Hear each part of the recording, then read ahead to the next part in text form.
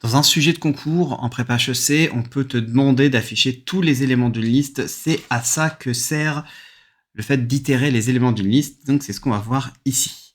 Donc, pour rappel, on avait créé cette liste-là dans une ancienne vidéo. Donc là, c'est tous les nombres impairs entre 1 et 21, avec le 5 qui avait été remplacé par un 1.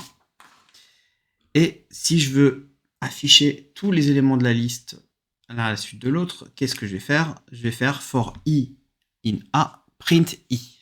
Et donc, du coup, il va pour chaque élément i dans A, il va afficher l'élément.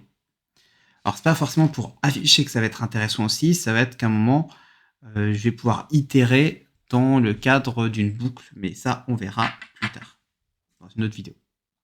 On peut donc là, c'est j'itéré de façon classique. On peut aussi itérer les éléments avec index, c'est-à-dire où on affiche l'index en question.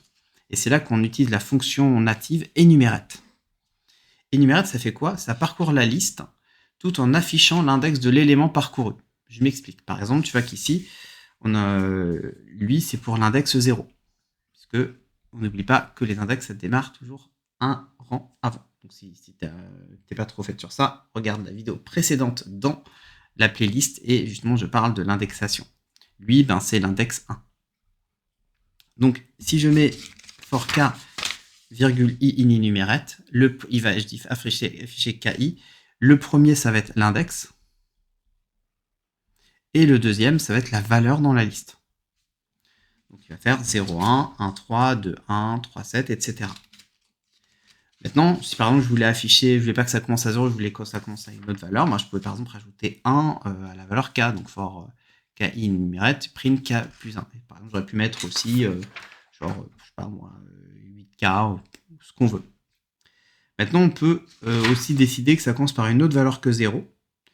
Et pour ça, on va rajouter après le enumerate, le A dans enumerate, là, qu'on avait juste là, on va rajouter start égal, et on met la valeur par laquelle ça veut commencer.